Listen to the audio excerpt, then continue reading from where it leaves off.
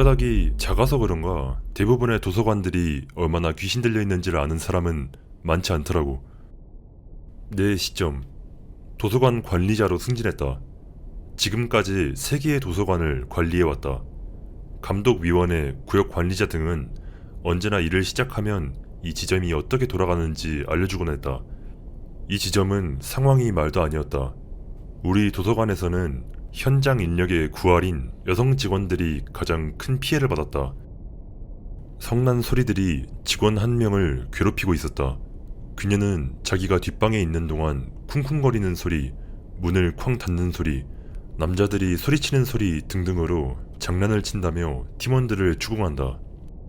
다른 여직원은 불이 꺼진 화장실에 갇힌 적이 있었고 갇혀있는 동안 세면대가 저절로 켜졌다고 한다.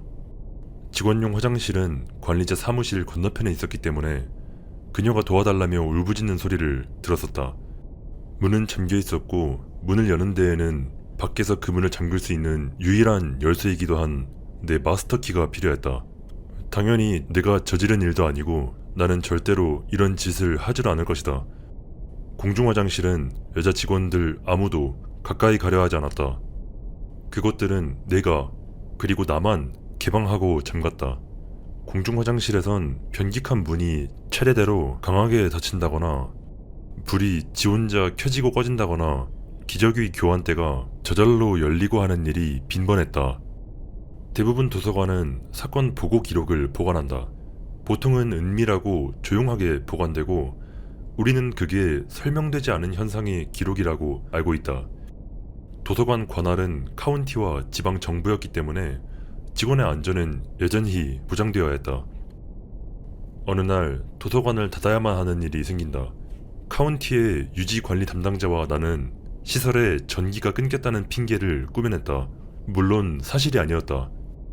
첫 번째 근무자가 도착했을 때 우리는 그 증거로서 차단기를 올려 보였었다.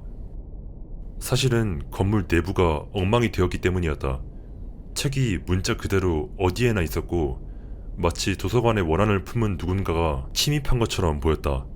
작업장과 카운터에는 스테이플러에서 나온 심이 어지럽게 널려 있었고 연필은 잘게 부러졌으며 복사기의 전구는 밤새도록 작동한 후 타버렸다. 복사된 종이에는 복사기 위에 천장만 찍혀있을 뿐이었다. 지난 겨울 2020년 감독위원회는 락다운 기간 동안 문을 닫았던 걸 보상하기 위해 운영시간을 연장해야 한다고 결정했다. 오전 10시부터 오후 9시까지 영업한다는 천재적인 결정을 내렸다. 그래, 오밤중에 책 하나 보자고 추위와 눈을 뚫고 도서관으로 오는 사람이 아주 줄을 섰지. 하지만 지금은 더 이상 여성 직원은 겨울밤에 마감 근무를 하지 않게 되었고 또한 우리의 근무 시간은 오후 6시 연장 근무로 변경되고 마는데 바로 이게 그 이유야. 거지같은 심야 근무가 시작된 지 5주차 한 여직원과 마감 근무를 하고 있다. 일단 여기서는 그녀를 제닛이라고 부르겠다. 제닛은 정말 멋진 직원이다. 절대 아니요라고 말하지 않고 일도 싹싹하게 잘하며 함께 일하기 즐거웠다.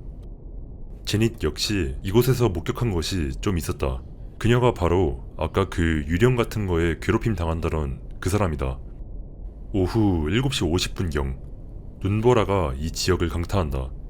제닛은 운전을 하지 않았기에 제닛의 늙은 어머니를 위험에 빠뜨리지 않기 위해 집까지 태워다 주겠다고 제안한다. 바람에 눈발이 흩날리는 소리를 듣고 얼마 지나지 않아 로비에서 난잡한 소음이 터져나왔다. 내려치는 소리, 두드리는 소리, 유리 깨지는 소리, 그리고 깊은 굉음. 제닛과 나는 수다를 멈추고 원인을 조사하기 위해 자리에서 일어난다. 로비의 유리문엔 이렇다 할 문제가 없었다. 정문은 닫혀있고 불이 켜져 있다. 로비에 들어간다. 유리문에서 닫힌 정문까지 4걸음 정도 걸어갔는데 유리문이 내 뒤에서 쾅 하고 닫힌다.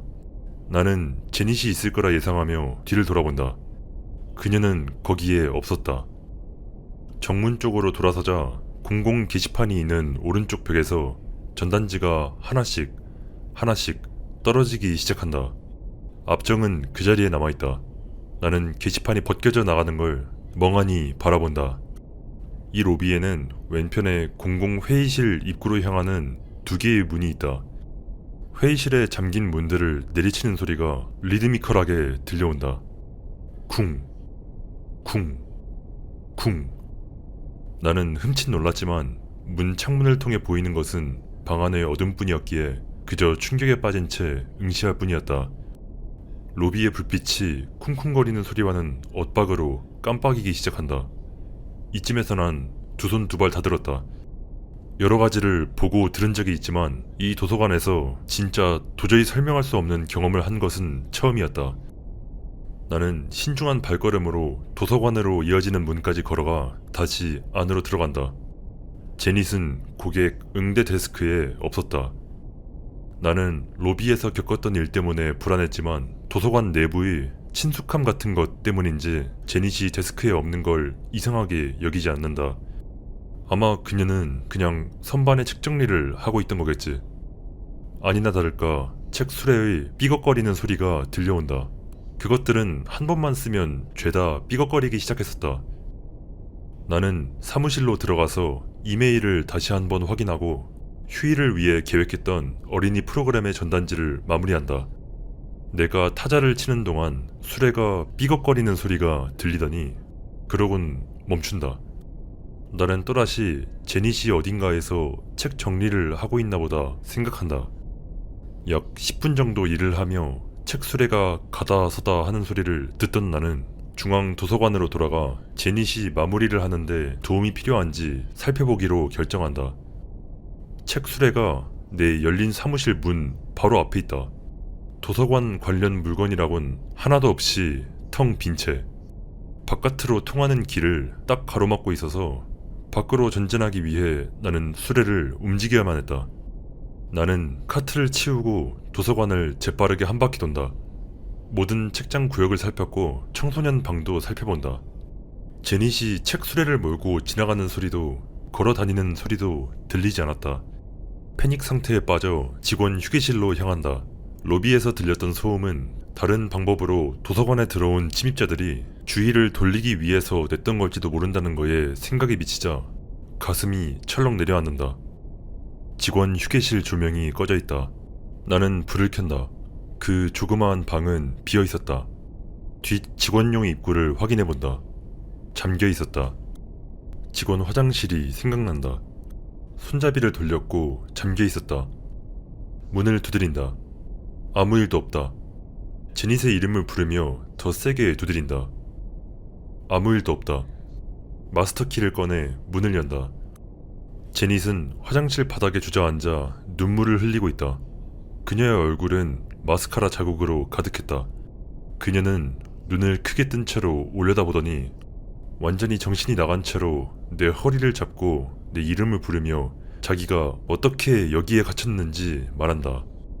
나는 그녀를 위로하려고 몸을 숙이고 도대체 무슨 일이 있었던 건지 물었다. 나는 그녀를 일으키고 우리는 점심 먹는 테이블에 앉았다. 나는 티슈곽을 건네줬고 그녀는 떨고 있었다. 내가 소음의 근원을 찾으러 나갔을 때 그녀는 내가 돌아오는 것을 15분은 넘게 기다렸다고 한다. 나는 그건 불가능하다고 말했지만 그녀는 내 말을 가로막았다. 자기는 화장실을 쓰려고 일어났었고 볼일을 보고 손을 씻었는데 핸드타월 기계가 작동하지 않았다고 한다. 제닛은 몇 번 더 시도했지만 되지 않자 화장실에서 나와서 주방에 있는 수건을 사용하기로 했다. 하지만 문이 꼼짝도 하지 않았다. 그녀가 시도하고 또 시도했지만 문은 잠겨 있었다고 한다. 제닛은 문을 두드리며 내 이름을 소리쳤다. 이제 그녀는 이 상황이 미칠 듯이 두려워지기 시작했다. 바로 그때 전등이 나갔다. 재빨리 스위치를 찾아봤지만 아무리 여러 번 까닥켜도 전등은 다시 켜지지 않았다. 발소리가 타일 바닥에 울려 퍼졌다. 자넷은 마치 3명의 사람이 자기와 같이 있는 것 같은 소리가 났다고 말한다. 그녀는 울기 시작했다. 누군가가 자신을 내동댕이 치거나 밀거나 달려들기를 하염없이 기다리고 있었다. 자넷은 구석에 웅크리고 가능한 한 자신을 작게 보이려고 노력했다. 그녀는 머리를 가렸다. 하지만 잠시 후 발소리가 멈췄다. 세면대가 갑자기 켜진다. 물이 흐르더니 꺼졌다. 다시 물이 흐르더니 다시 꺼졌다. 세 번째에는 그냥 물이 똑똑 떨어지기만 했다. 한 방울, 한 방울 떨어질 때마다 소리는 점점 커졌고 그녀가 말하길 그 소리 때문에 귀가 아프기 시작할 때까지 커졌다고 한다. 바로 그때 내가 도착했던 거였다. 내 열쇠로 자물쇠를 열자 불이 다시 들어왔다. 나는 제닛에게 진심으로 사과했다. 하지만 나는 내내 벽 반대편에 있었는데도 아무것도 듣지 못했다. 맹세하건대 내가 그녀의 목소리를 들었더라면 나는 몇 초 만에 그곳에 들어갔을 것이다. 제닛은 괜찮지 않았다. 이런 경험을 한 적이 없었던 건 아니었지만 이번이 최악이었다. 그녀가 혼자 남고 싶어 하지 않았기에 우리 둘은 건물 주변을 같이 돌아다녔다. 나는 그녀의 이야기를 믿었지만 시간에 대해 이야기했던 게 나를 찜찜하게 만들었다. 현재 시간은 8시 20분이다. 로비와 층을 돌아왔을 때 내 작업용 PC의 시계를 확인했지만 내 시간은 맞아 떨어졌었고 이것이 뭔가 이상하고 공포스러웠다. 영업 종료까지 40분밖에 남지 않은 상황에서 우리는 응대 카운터에 남아 제닛을 진정시키고자 영상을 본다. 그녀가 한 말에 겁이 났지만 그녀를 위해서라도 침착함을 유지하고 통제력을 유지해야 했다. 그 다음에 일어난 일은 아직도 나를 오싹하게 만든다. 도서관의 천장은 마치 대성당의 아치형 천장처럼 들보가 얼기설기 얽힌 거대한 미궁이었다. 들보가 마치 무거운 무기가 실려있는 것처럼 삐걱거리며 신음하기 시작한다. 세상에, 눈 때문인가봐. 내가 말했다. 마지막 음절을 마치자마자 나는 머리 위를 강타당한다. 들보에서 떨어진 DVD 케이스였다. 나는 올려다보았지만 아무것도 없었다. 제닛은 몸을 떨고 흐느끼기 시작한다. 들보가 신음하며 삐걱거리는 소리가 더 느리고 커진다. 나는 자리에서 일어나 그녀를 손짓해 부른다. DVD와 블루레이 선반에서 내용물이 빠져나오기 시작한다. DVD와 블루레이가 하나, 둘, 셋씩 선반에서 떨어진다. 우리는 이에 질렸고 빠르게 떠나기 시작한다. 뒷방으로 향해 코트를 챙겼다. 차에 도착해서 시동을 걸고 입구로 차를 몰았다. 나는 문을 잠그고 오늘 밤은 이만 집으로 향한다. 나는 그 사건을 기록했고 카운티 도서관 관리자에게 무슨 일이 일어났는지 알렸다. 아침에 보았던 도서관은 엉망이었다. 시각 매체에 더해 어린이 그림책, 논픽션, 그리고 성인용 소설의 절반이 선반에서 완전히 사라져 있었다. 나는 제닛에게 연락해서 안부를 물었다. 그녀는 그만두려고 생각하고 있었다. 그런 무력감과 무기력함, 그리고 무엇보다도 그런 공포심은 느껴본 적이 없었다고 했다. 솔직히 말해서 나는 제닛에게 머물러 달라고 빌었다. 그녀는 훌륭한 직원이고 아직도 나의 밑에서 일하고 있다. 하지만 여직원들은 마감을 하지도 어두워진 뒤에 머무르지도 않는다. 지금은 화장실에 자물쇠가 없다. 사용 중과 비어있음이라고 쓰인 표지판을 문 밖에 걸어놓았고 대신 그것을 뒤집는다. 당연히 직원들은 추가로 노크도 해야 한다. 마감 근무는 남성 직원에게만 해당된다.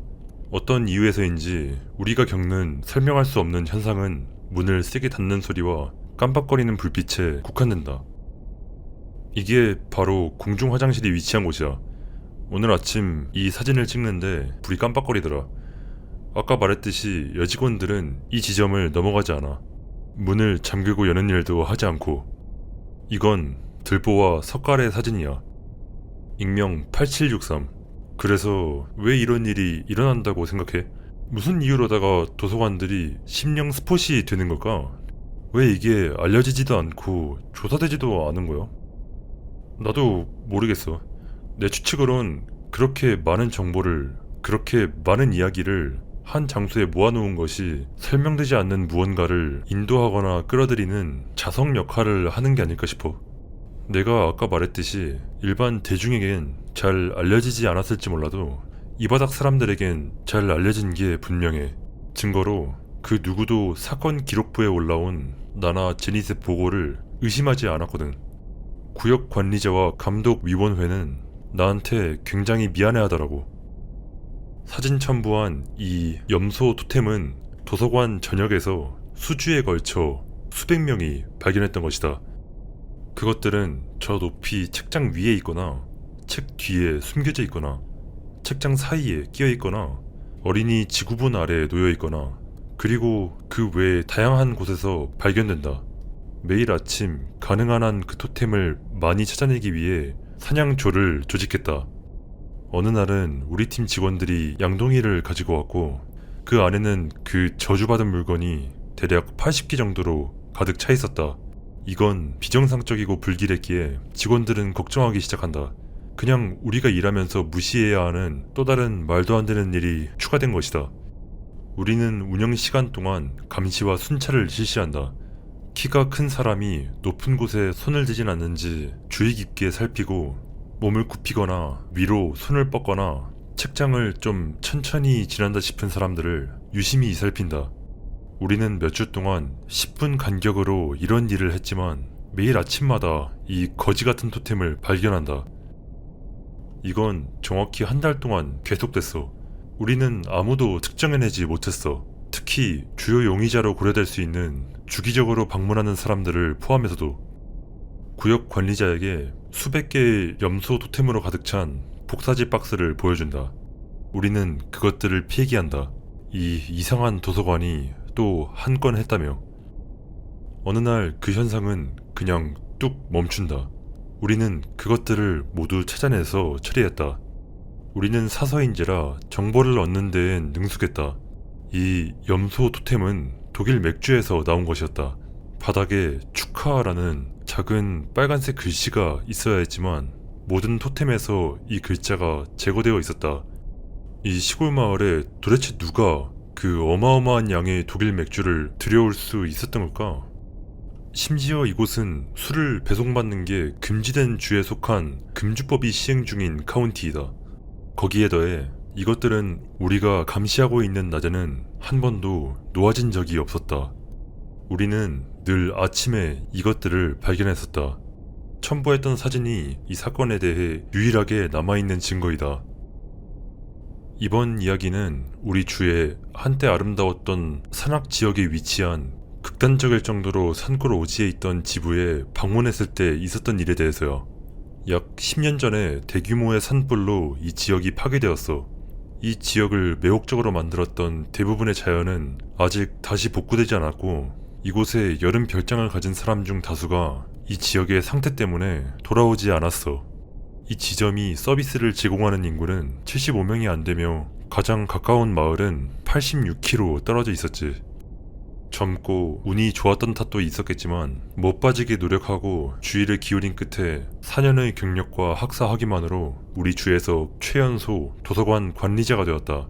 훌륭한 상사들이 있었고 그들은 훌륭한 도서관이란 무엇인지, 어떻게 운영되는지, 어떻게 프로그램을 구성하고 직원을 배치하는지 보여주었다. 구역 관리자가 내가 현재 지점에서 보냈던 4개월에 깊은 감명을 받았는지 나에게 이 머나먼 시골 지부에서 3일 동안 최선을 다해줄 것을 간곡히 부탁한다. 이 시골 지부는 자원봉사자 한 명이 거의 전부를 담당하고 있고 그 사람은 80살이 넘었다. 그러나 그곳은 감독위원회의 지시에 따라 카운티에서 자금과 비용을 지원했다. 최선을 다할 것에 동의한다. 나는 항상 이력서에 추가할 일에 대해 목말라 있었다. 하지만 나는 나에 더해 추가 직원을 받아들일 것을 요청한다. 힘든 일이 될 테니 추가 인력이 필요할 터였다. 나는 내 가장 충성스럽고 믿음직하고 신뢰할 수 있는 직원을 데려간다. 그를 DK라고 부르겠다. DK는 터보 자폐아였다. 또한 그는 2m가 넘는 거구에 10년 전에 더 이상 의미가 없게 되어버린, 그리고 그 10년 동안 아무도 거들떠보지 않은 게임인 월드 오브 워크래프트에 대해 몇 시간이고 이야기할 수 있었다. 나는 우리 지부에서의 그의 직책을 보안 책임자라고 애정을 담아 부른다. 그는 시키는 일이면 결코 거절하지 않고 나에 대한 승인 욕구가 좀 넘치긴 했지만 열심히 일했다. 우리는 일이 시작하는 첫날 도착한다. 오후 4시부터 오후 9시까지 근무였고 초과 근무라 적어도 여기 있는 게 신이라도 났다. 우리는 보관된 책을 재정리하고 더러워진 건 물티슈로 닦는다. 성인용 프로그램을 위한 공간도 마련하고 뒷방을 가득 채울 만큼의 쓰레기를 내다 버린다. 그럼에도 이 외딴 지점은 심지어 낮에도 꽤나 으스스했다. 이 건물은 전적으로 지역 사회의 기부금으로 지어졌고 딱 그렇게 보였다. 알루미늄으로 된 벽체, 거의 화장실 창문이나 다름없는 조그만 창이 바닥에서 2.7m 위에 있었고 그마저도 6개밖에 없었다. 시설 전체가 평균 미국 가정집 거실보다 크지 않았고 화장실은 없었다. 외부, 산불이 도서관을 삼키기 직전 6m 지점에서 멈췄었다. 도서관은 좁은 계곡 깊은 곳에 자리 잡고 있었으며 관광객을 유치했던 주요 롯지에서 약 2.5km 정도 떨어진 곳에 있었다. 사실상 이곳이 문명의 끝자락이다. 도서관은 한때 이 작은 마을의 중심지라고 할 수 있는 곳에 있었지만 도서관 지나서 있었던 오두막집들은 화재에서 살아남지 못했다. DK는 운전을 해서 자신의 기술을 과시하고 싶어 했다. 그의 터보 자폐의 삶을 완성하기 위해 그의 어머니는 그에게 지프 커맨더를 사주었다. 차고를 50cm 높인 데라 우주에서도 보일 만큼의 조명이 있었고 전동 윈치가 장착되어 있었는데 언젠간 한 번쯤은 필연적으로 절벽에 떨어질 테니 탁월한 선택이었다. 이 차량이 우리의 이동수단이 될 것이다. 그리고 앉아서 느긋하게 저녁을 먹을 수 있으니 운전기사가 운전하는 차량을 타고 카운티를 돌아다니는 것도 나쁘지 않겠지. 어느새 두 번째 밤이 지나고 있었고 이때 우리는 결국 책장 하나가 완전히 곰팡이에 잠식당해서 폐기해야 한다는 것을 알게 된다. DK가 힘을 쓴다. 난 밤을 향해 문을 열었다. DK가 이 거대한 놈을 쉽게 끌고 갔으며 그를 도와 지프 커맨더에 싣는다. 화재로 파괴된 지역에는 뭔가 쓸쓸한 느낌이 있었다. 곤충도 새도 박쥐도 사슴도 없었다. 옛날 옛적에는 사슴이 근처 초원에서 풀을 뜯으며 고요하고 아름다운 풍경을 연출했었다. 지금은 마치 할로윈 장식처럼 무시무시한 나무가 있는 회색 달에 온 것만 같았다. 우리는 트렁크를 강하게 닫고 발밑에 자갈이 바스락대는 소리를 들으며 도서관으로 향했다. 하지만 또 다른 소리가 이 쥐죽은 듯 고요한 지역에 들려오자 우리는 그 즉시 뒤를 돌아본다. 오른편 불타고 검게 그을린 앙상한 숲 깊숙한 곳에서 길고 슬픈 울음소리가 들린다. 시작은 부드러웠지만 울부짖음으로 끝났다. DK와 나는 소음이 들려온 방향을 계속 바라보며 소음이 계속되기를 아니면 적어도 다시 시작되기를 예상한다. 아무 일도 일어나지 않는다. 내 기분을 대변하기라도 하는 듯한 소리네. 가자, 늦었어. 내가 DK에게 말한다. DK는 동의하지만 무슨 비디오 게임에 대해 횡설수설하며 뻘소리를 늘어놓기 시작한다. 그는 긴장할 때 종종 이런 짓을 한다. 솔직히 말해서 난 그 소리가 별거 아니며 그닥 중요하지 않다고 생각했다. 우리 도서관에도 우리만의 기묘함이 있었고 이쯤에서 난 거의 모든 것에 무감각해졌다. 우리는 평화롭게 어둠 속의 드라이브를 가지고 있었고 얼마 지나지 않아 비디오 게임의 새로운 확장팩이 얼마나 별로였는지에 대한 이야기도 더 이상 들려오지 않게 된다. 세 번째 밤, 거긴 조그만 카운티라 지역 법 집행기관이 없었어. 보안관 사무소가 이 광대한 지역을 관할하고 있었고 그마저도 부보안관은 6명 뿐이었어. 다행히도 부보안관 한 명, 알렉스라고 칭할게. 그가 밤에 이 작은 마을에 놀러오곤 했어.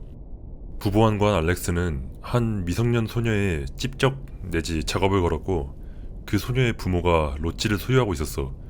일단 둘이 합의하에 어울렸다고만 말해둘게.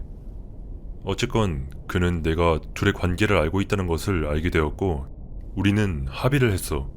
나는 아무한테도 말하지 않고 못 본 척 해줬고 그 대가로 알렉스는 내 폭스바겐이 55번 고속도로에서 매일 130, 140으로 달리는 걸 눈감아줬어. DK와 난 도서관에 가기 전에 고속도로에 있는 맥도날드에 들러 저녁을 먹었다. 구불구불한 길을 달리던 중 아니나 다를까 알렉스의 보안관 사무소 소속 SUV가 롯지 앞에 주차되어 있었다. 도서관 앞에 차를 세우고 작업을 마무리한다. 나는 브로슈어, 전단지, 웹사이트를 마무리하기 시작하고 DK는 지금 대청소 같은 걸 하는 중이다. 밤 근무가 반쯤 지났을 무렵 무언가를 긁는 소음이 들려온다. 나는 멍하니 있다가 퍼뜩 정신을 차렸고 DK는 재빨리 소음의 출처를 바라보았다. 내 옆 벽에서 마치 벽에 알루미늄에 대고 뭔가 큰 물체가 문지르는 듯한 소리가 들려온다. 소리는 계속 들리다가 느려지고 작아지더니 갑자기 사라진다. 무언가가 벽을 문지르는 소리와 완전히 똑같았다. 사슴인지 뭔지가 엉덩이라도 긁었나봐요. DK가 낄낄대며 말한다. 나도 따라 웃었다. 내 뒤에 있는 벽에서도 같은 소리가 들리기 전까지. 똑같은 패턴, 똑같은 길이. 이번엔 더 빨랐다. 그 다음은 DK 너머의 벽이었다. 내가 말한다. DK는 의자를 놓더니 그 쬐그맣고 높은 창문 중 하나를 내다보려고 시도한다. 그때 정문이 무게가 가해진 듯 삐걱거린다. 이 다 쓰러져가는 오두막에 드나들 수 있는 유일한 방법, 잠겨있지 않은 정문이. 즉시 나는 의자에서 튀어올라 문으로 뛰어든다. 나는 문 손잡이에 잠금 장치를 걸었다. 나는 뒤로 물러나며 문이 쿵쾅거리기 시작하고 손잡이가 흔들릴 것을 예상한다. 그러나 아무 일도 없다. DK가 의자에서 내려온다. 아논, 아무것도 안 보여요. 누군가 들어오려고 하는 건가? 불빛을 본 손님이 우리가 영업하는 줄 알고 들어오려고 했다던지. 그럴지도. 내가 대답한다. 이 카운티 전체가 이상한 인간들로 가득 차 있어. 알렉스를 부를... 처음 소리가 났던 그 벽을 다시 긁는 소리에 나는 하던 말을 멈췄다. 이번엔 더 빨랐다. 첫 번째 벽을 통과한 다음 두 번째 벽을 순서대로 통과한다. 됐다 씨발. 내가 소리쳤다. 알렉스한테 전화한다.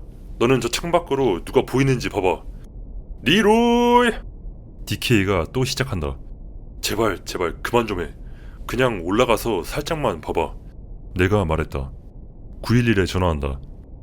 땡땡 카운티 보안관 사무소 알렉스 부보안관입니다. 무슨 긴급 상황이신가요? 알렉스! 나는 긁는 소리를 뚫고 말했다. 날카로운 금속이 내지르는 비명소리를 뚫고 내 목소리를 듣기 위해 크게 말한다. 땡땡 카운티 도서관 지점에 있는 아논이야. 우린 땡땡 공공도서관에 있어. 이 소리 들려? 밖에서 무언가가 외벽을 긁고 있어. 지금 몇 분 동안이나 우리를 괴롭히고 있고 문은 잠궈놨어. 부탁이야. 와서 한번 봐줘. 변태 같은 놈이었지만 나는 그의 대응과 전문성에 감사했다. 딱 기다려. 2분 안에 갈게. 문에 가까이 가지 말고. 사이렌 켜놓을게. 전화를 끊는다. DK 뭐 본 거 있어? 내 보안 책임자에게선 아무 응답이 없었다. 그는 그저 창밖만 지그시 바라보고 있었다. DK 뭐 보이는 거 있냐니까? 예. 이곳 나무들처럼 생긴 엄청 크고 검은 물체 같은 거라면. 방금 전에 무언가의 머리 꼭대기가 지나가는 걸 봤어요. DK가 신음한다. 이 시점에서 내 손바닥은 땀으로 가득했다. 시발 도대체 뭐야? 알렉스가 올 테니 걔가 보고 처리해주겠지. 소리가 멈춘다. 우리는 희미한 사이렌 소리를 듣는다. 창문을 통해 빨간색과 파란색 불빛이 비추기 시작한다. 차 문이 쾅 닫힌다. 자갈이 바스락거린다. 손전등 불빛이 빨간색, 파란색 빛과 뒤섞인다. 노크 소리 한 번과 함께 문을 3번 두드리는 소리가 들린다. 아논, 알렉스 부보안관이야. 거기 있어? 그래, 우리 여기 있어. 문 열어줄까? 내가 소리친다. 잠깐의 정적. 그래. 바깥은 안전해. 근데 여기서 뭔 일이 있었던 거야? DK와 나는 도서관에서 나온다. 밖에서 우리는 알렉스가 보고 있는 것이 무엇인지 본다. 알루미늄에 대고 무언가 금속으로 된 것이 긁은 듯 다양한 깊이의 홈이 손전등에 반사된다. 아래를 내려다본다. 무언가의 흔적이 작은 건물을 둘러싸 일렬로 늘어서 있다. 알렉스는 아래를 내려다보며 빛을 비춘다. 새와 거의 비슷한 3개의 발가락 자국이 보인다. 도대체 저게 뭐야? 알렉스가 우리가 뭘 한 건지 물어왔고 우리는 설명한다. 그는 누군가를 본 적이 있는지, 이상한 것을 본 적이 있는지, 또는 무언가를 들은 적이 있는지 묻는다. 아니요, 아니요, 그리고 아니요. 그의 SUV로 향한다. 보고서 기록을 채워넣으며 그가 내 신분증을 요구한다. 보안관 SUV는 건물에서 2m 떨어진 곳에 주차되어 있었다. DK의 지프 커맨더는 불타버린 숲에 더 가까운 오른편에 주차되어 있었으며 약 9m 떨어져 있었다. DK와 내가 계속 주변을 둘러보고 있고 알렉스가 보고서를 쓰고 있던 그때 우리 모두가 그 소리를 듣는다. 아주 가까이서 아주 큰 소리를.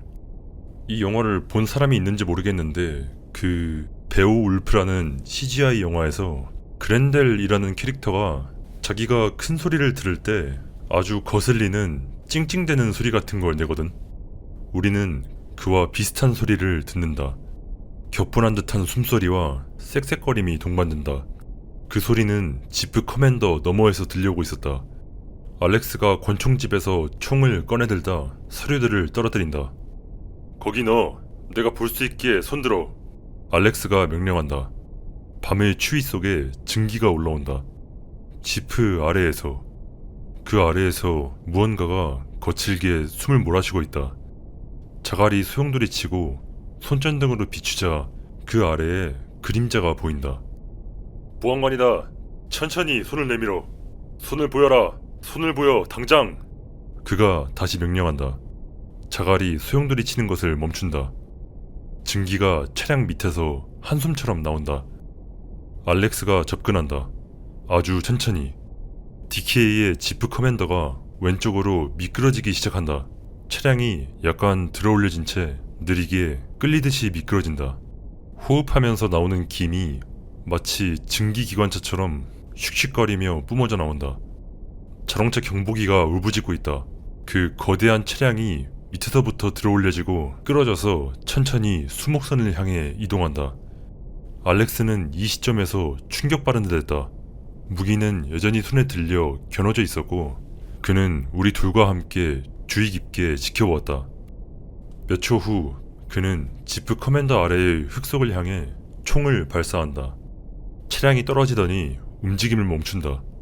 길게 늘어난 팔이 지프 커맨더의 운전석 쪽 발판을 움켜잡는다. 나에게는 그것이 타버린 나무처럼 보였다. 악어 무늬로 검게 그을렸고 3개의 손가락을 가지고 있었다. 그 손은 나타났던 것만큼 갑자기 사라졌다. 차량이 우리 쪽으로 기울어져 들어 올려졌고 차량 반대편에 키가 큰 그림자가 나타난다. DK가 설명한 대로였다. 나무 꼭대기와 같았고 다만 검게 변했을 뿐. 그놈은 시꺼먼 나무들을 향해 달려갔다. 경광등이 빨간색과 파란색으로 번쩍이고 자동차 경보기는 여전히 울리고 총구에서는 연기가 피어오르고 있었다. 우리 모두는 충격에 빠져 그 자리에 서 있었다. 그 다음 들려온 건 전부 진부한 대사들이었다. 시발 도대체 뭐야? 저게 뭐였지? 그거 봤어? 등등. 보고서가 제출되었고 DK와 나는 증언을 했다. 대중에겐 공개되지 않았다. 구역 관리자에게 알려졌고 나 역시 신문을 받았다. 그리고 DK와 나는 보안관이나 지역 관리자가 묻지 않는 한 아무한테도 말하지 말라는 당부를 받는다. 긁힌 자국을 숨기기 위해 외벽은 샌딩되었다. 사건 이후 2개월 만에 카운티는 더 이상 그 지점을 재정적으로 지원하지 않을 것이라고 발표한다. 그곳은 더 이상 카운티의 관할이 아니게 될 것이다. 이게 아마 내가 처음이자 마지막으로 설명되지 않는 무언가를 물리적으로 목격하고 직접 겪은 일이었어. 이곳 X에서의 다른 증언들을 바탕으로 추측을 해보자면 내가 생각할 때 그놈은 산불 때 화염에 삼켜졌던 일종의 나무 괴물 같은 게 아니었을까 싶어. 끝없는 고통 속에서 살고 있을 거라 생각해. 아마 도서관의 불빛이 놈의 주의를 끌었던 거겠지. 하지만 궁극적으로 내가 생각할 때 놈은 우리를 무서워했던 것 같아. 아마 알렉스 부부왕관이 오지 않았더라면 그러진 않았겠지만 놈은 숨으려고 시도했고 그리고는 탈출해 도망쳤으니까. 그 후로 그놈이나 그 비슷한 것에 대해서도 다시는 들어본 적이 없어.